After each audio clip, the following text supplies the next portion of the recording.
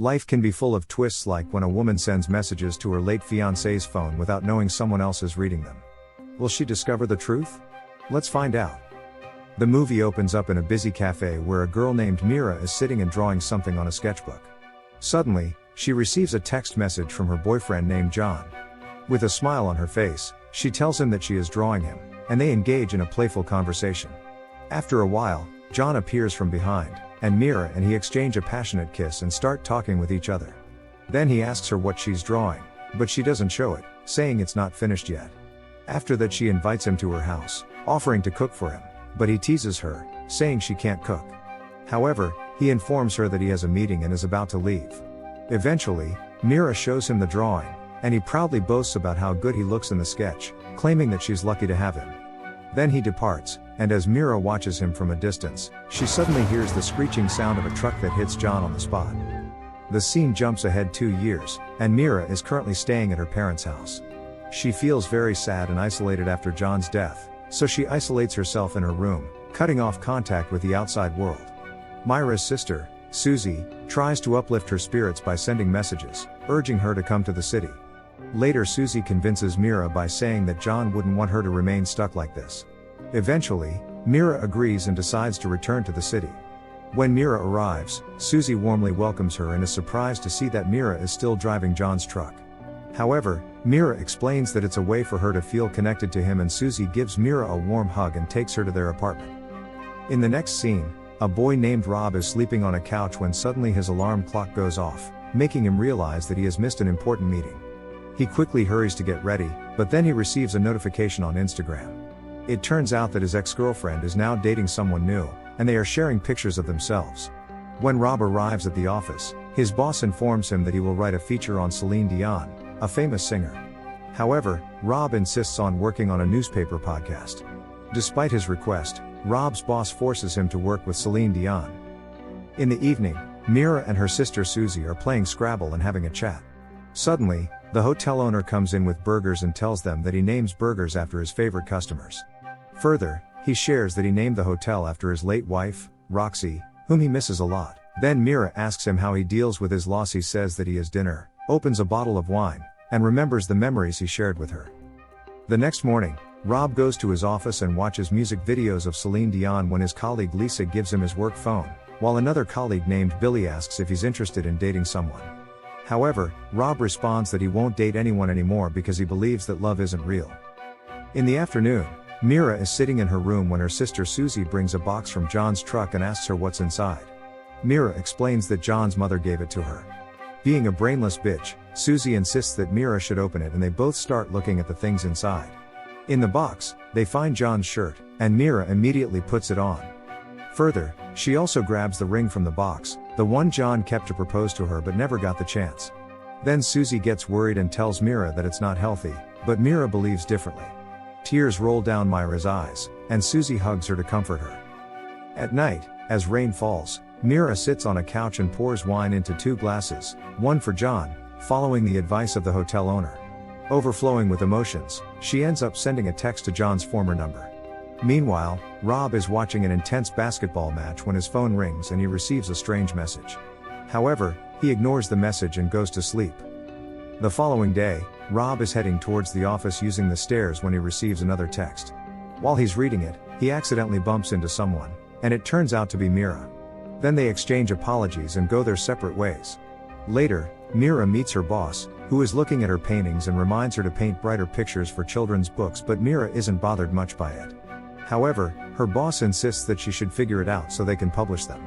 On the other hand, Rob is working in his office when he receives another text. However, he mistakenly thinks it's his colleague Lisa flirting with him, so he asks her about it. But Lisa clarifies that she didn't send any text and suggested it might be a scammer. Further, she advises him to ignore those messages. Later at the Celine Dion press conference, Rob's phone receives another text message.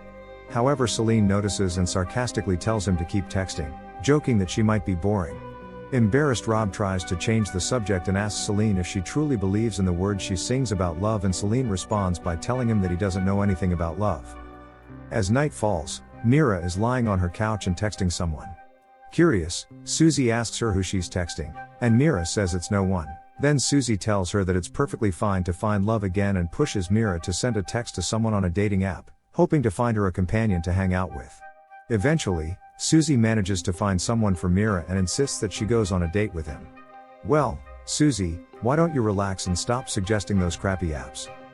The next day, Rob's colleague Billy approaches him and asks about the depressing texts.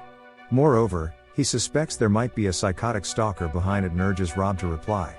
However, Rob refuses, saying it's personal and he doesn't want to embarrass the person who sent those messages. But that doesn't stop him from shamelessly sharing them with the whole staff.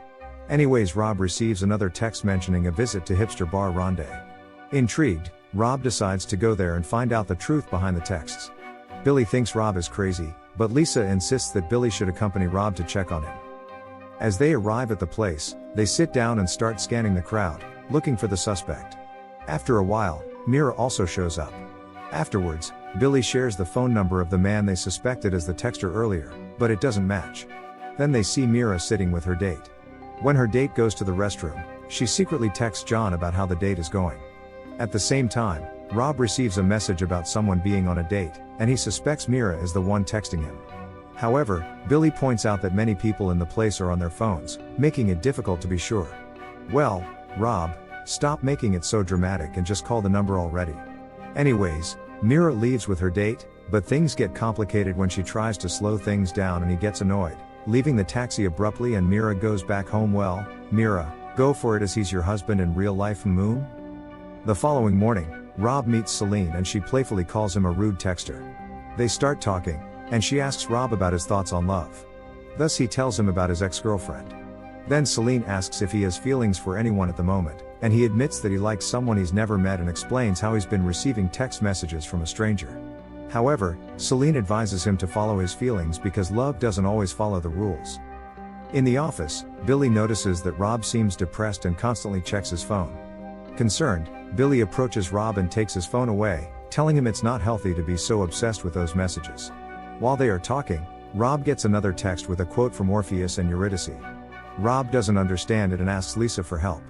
Then she explains that it's a show happening at the Opera Theater. Despite Billy and Lisa's objections, Rob decides to visit the place in search of the truth. After he arrives, he sees Mira walking down the stairs in a yellow dress, and he is shocked, unable to take his eyes off her. Flustered, Mira asks if they know each other, and he responds by saying that his sneakers are cool to start a conversation. Then Rob asks her if she enjoyed the show, and they exchange their thoughts about it. After that, they introduce themselves, and Rob asks for her number to talk more about the show. Eventually, Mira gives him her number and leaves. Later that night, Rob compares her number with another number from which he receives strange texts, and he discovers that they are the same. He starts stalking her social media accounts and finds out that she writes children's books. He also learns about her deceased boyfriend and figures out that she was the one sending those messages to him. Afterwards, John tells about his discovery to Billy and Lisa and they starting feel sympathy for Mira. As they are talking, Rob's phone starts ringing and he finds out that it's Mira. Nervously he picks up the phone and after an awkward conversation, he invites her to have dinner with her and she agrees. Meanwhile, Susie was happy for Mira for finding a date and the best part is, it's not from one of the shitty apps she suggested. After the sunset, they meet at a hotel that Mira suggests, and they get along well. Rob finds Mira's conversation interesting. Then they go for a walk, and Mira opens up about her deceased boyfriend and Rob also mentions his ex-girlfriend. After that, they come across some street music and start dancing together. In the midst of the moment, Rob confesses his love for Mira, and she expresses that she likes him too. Mira then invites Rob to have dinner at her home that night. Rob agrees, and they say goodbye to each other, excited for their upcoming dinner.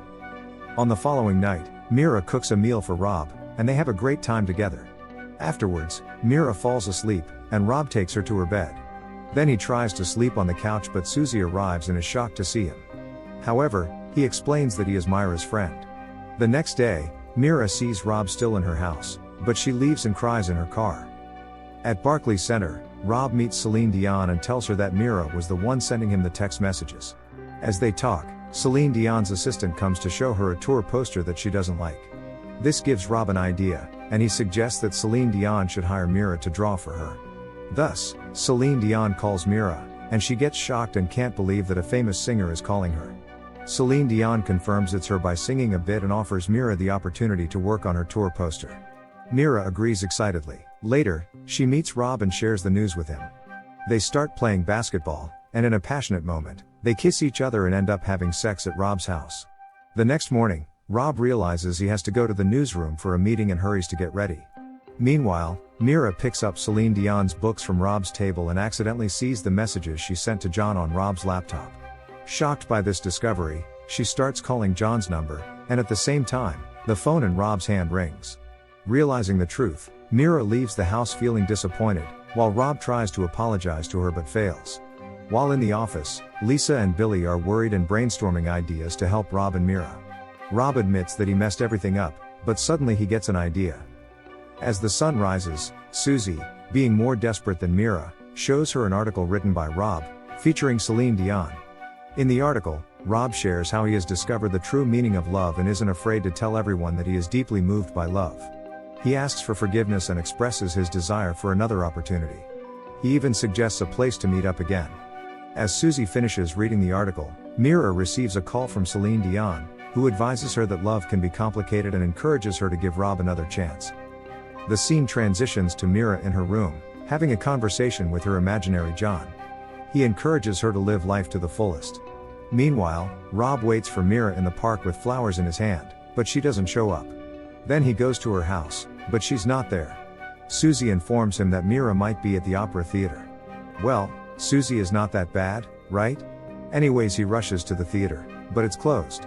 Feeling disappointed, he shouts while running on the road. Suddenly, Mira appears from behind, and they lock their eyes. After that, they share a passionate kiss with a Celine Dion song playing in the background. If you enjoyed the video, make sure you smash that like button, leave a comment, subscribe, and turn on notifications to help the channel out. Thank you for watching, and see you in the next video.